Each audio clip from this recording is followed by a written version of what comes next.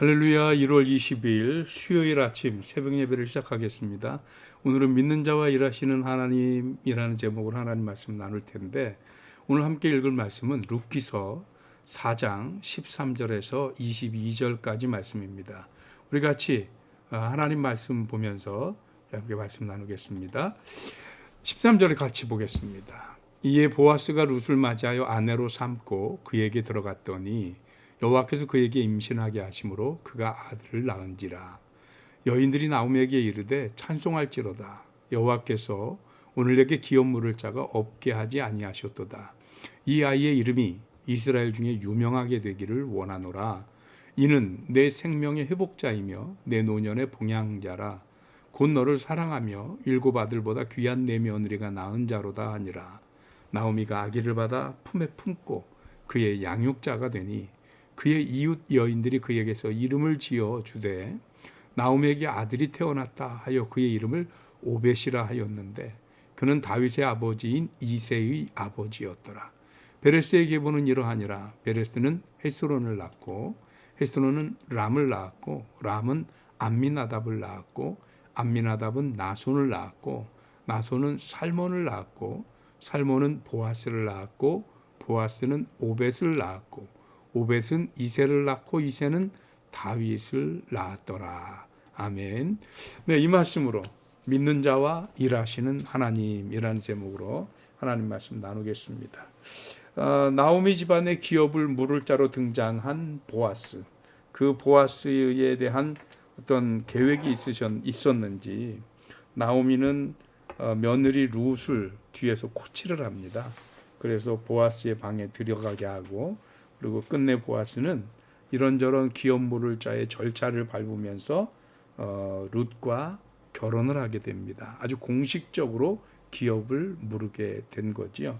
그 내용이 우리가 가운데 빠뜨린 구절이에요. 우리가 어제 2장을 읽었는데 2장과 3장 그리고 4장 앞부분이 그 과정에 대한 이야기입니다.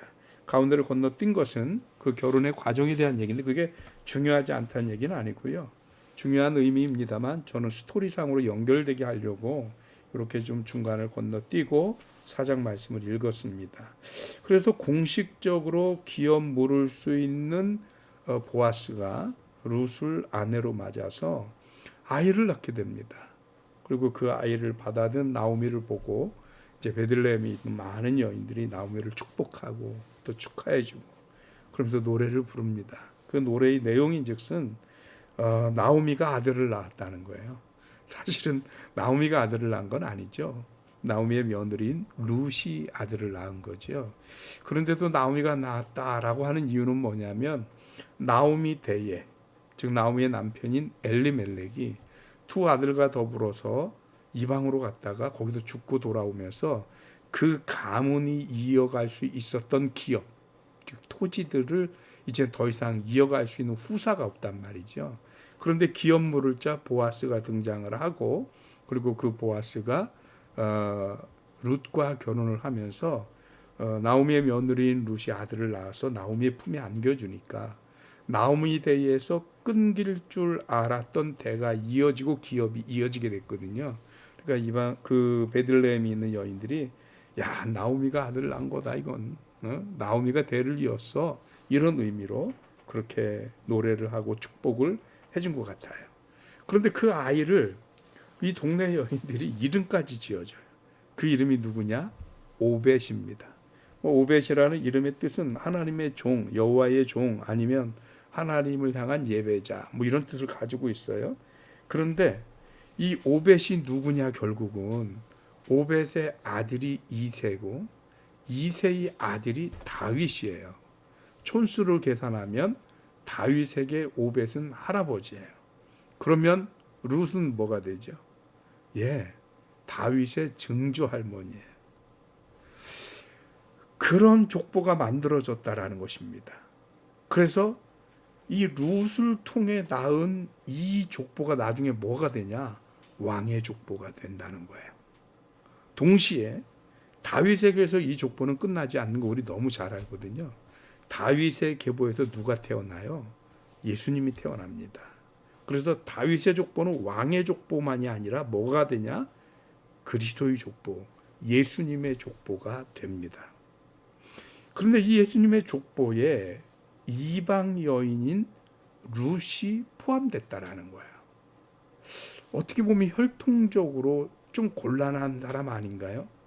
그런데 마태복음 1장에 등장하는 다윗의 자손 예수 그리스도의 세계라 이렇게 해놓고 믿음의 계보를 거기에 실어놨는데 거기에는 이방 여인이 또 등장합니다. 바로 라합이라고 하는 여리고의 기생도 있지요. 그런 것으로 보면 하나님의 믿음의 계보 또는 왕의 족보에는 차별이나 태생적인 한계를 따로 정해놓은 것 같지는 않습니다. 그런 한계나 이런 차별이 있었다고 한다면 라합이나 아니면 오늘 성경에 등장하는 룻은 그 왕의 족보, 예수님의 족보에 포함되면 안 되는 거죠. 그렇다면 하나님의 족보, 하나님의 계보의 기준은 뭐냐? 무엇으로 거기에 올라가고 선발이 되느냐? 그건 하나밖에 없습니다. 이미 제가 여러 차례 말씀을 드린 적이 있는데요. 오직 믿음입니다. 그 계보는 믿음의 계보입니다. 그래서 라합도 마찬가지고 오늘 성경에 등장하는 룻도 마찬가지고 하나님을 선택하고 하나님을 고백하고 그 하나님의 품으로 들어온 사람들이 바로 이 라합과 룻입니다. 그래서 그들을 통해서 하나님은 하나님의 믿음의 계보를 이어가시고 하나님의 구원의 사역을 이어가셨습니다. 여기서 성경 구절이 하나 생각납니다. 너희들이 하나님의 뜻을 따르고 순종하지 않으면 내가 돌들이라도 들어서 소리치게 하고 일하게 하고 주의 사명 감당하겠다고 하는 하나님의 말씀이 있었음을 여러분 기억하십니까? 네, 그렇습니다. 우리가 움직이지 않으면 하나님은 돌들이라도 들어서 씁니다. 이 얘기는 뭐냐면 인간이 가지고 있는 능력과 인간이 가지고 있는 탁월함이 있어서 우리를 사용하시는 게 아니란 얘기입니다. 인간은 아무것도 아니라도 마치 돌처럼 정말 능력이 없고 할 줄 아는 게 없어도 하나님은 그를 사용하셔서 하나님의 영광스러운 일들을 이루시겠다는 것입니다. 그럼 무엇이 하나님이 사용하는 기준이냐? 한 가지죠. 오직 하나님의 말씀을 믿고 따르는 것. 그것이 하나님의 기준입니다. 그래서 오늘 제목이 믿는 자와 일하시는 하나님입니다. 하나님은 믿는 사람과 일하십니다. 뛰어난 사람, 능력 있는 사람이 아닙니다. 하나님은 하나님을 믿고 의지하는 자와 일하십니다. 오늘 룻이 혈통적으로는 이방인이었고 상황적으로는 남편도 없고 그리고 이방 여인이 이스라엘 어서 굴러온 돌일지 모르지만 그러나 룻이 남다른 것이 하나가 있다면 주변 사람들도 인정할 만큼 하나님을 향한 그의 절대적인 믿음과 선택이 있었다는 것입니다. 시어머니를 향해서 어머니가 믿는 하나님이 나의 하나님입니다 라고 자기 신들에게로 가지 아니하고 하나님께로 온 그 믿음의 고백이 있었기에 이 룻이 하나님과 함께 일할 수 있는 사람이 되어졌다는 것입니다. 네, 맞습니다. 오늘날 교회는 이렇게 믿는 사람들이 하나님과 역사를 이루어 가시는 게 교회입니다. 왜요? 오늘 제목에서 말하는 것처럼 하나님은 믿는 자와 일하십니다. 돈 있는 사람, 능력 있는 사람, 힘 있는 사람이랑 일하는 게 아니고요. 하나님은 하나님을 믿는 사람과 일하십니다. 여러분, 저와 여러분들이 하나님을 믿는 믿음을 더욱 굳건히 하길 주님의 이름으로 축복합니다. 왜냐? 하나님은 그렇게 믿는 사람을 통해서 주의 일을, 하나님의 계획을, 하나님의 구원의 역사를 이루어 가시는 분이기 때문입니다. 오늘도 그 하나님께 쓰임받고 하나님과 일하기 위하여 하나님을 향한 우리들의 믿음이 흔들리지 않고 굳게 설 수 있는 우리 든든히 서가는 교회 성도 여러분 되시기를 주님의 이름으로 축복합니다. 아멘. 기도하겠습니다. 하나님 고맙습니다. 귀한 은혜 주셔서 오늘 우리로 하여금 하나님 앞에 나와 예배하게 하시고 귀한 말씀 통해서 믿는 자와 일하시는 하나님의 계획을 발견하게 하시니 감사드립니다. 나는 비록 힘없고 능력 없고 재주 없는 사람이지만 그러나 하나님, 내가 하나님만큼은 온전히 믿고 온전히 의지하고 오직 하나님만 바라봅니다. 부족하지만 모자라지만 이 미력한 힘이나마 하나님이 필요하시면 주를 믿는 저의 믿음을 보셔서 우리를 사용하시고 하나님의 역사를 이루시옵소서.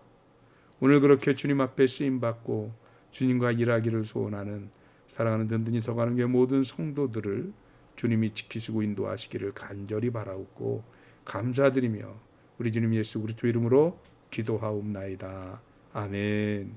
아멘. 새벽 예배 마쳤습니다. 감사합니다. 오늘 수요일입니다. 오늘은 저녁 예배가 있습니다. 사회적 거리두기 2단계가 됐기 때문에 우리 교회에서는 좌석수의 20%, 약 24명 정도 우리 예배 드릴 수 있는데요. 저녁에 요 정도 안에서 우리 모여서 예배를 드리면서 함께 은혜 나눌 수 있습니다. 교회로 오실 수 있는 분들은 오시고요. 예배 진행자들은 교회를 좀 와주시기 바라고, 또 그것이 좀 형편이 여의치 않고 염려가 되시는 분들은 조금도 부담 갖지 마시고 온라인 예배에 함께 해주시기를 부탁을 드립니다. 감사합니다. 저녁에 뵙겠습니다.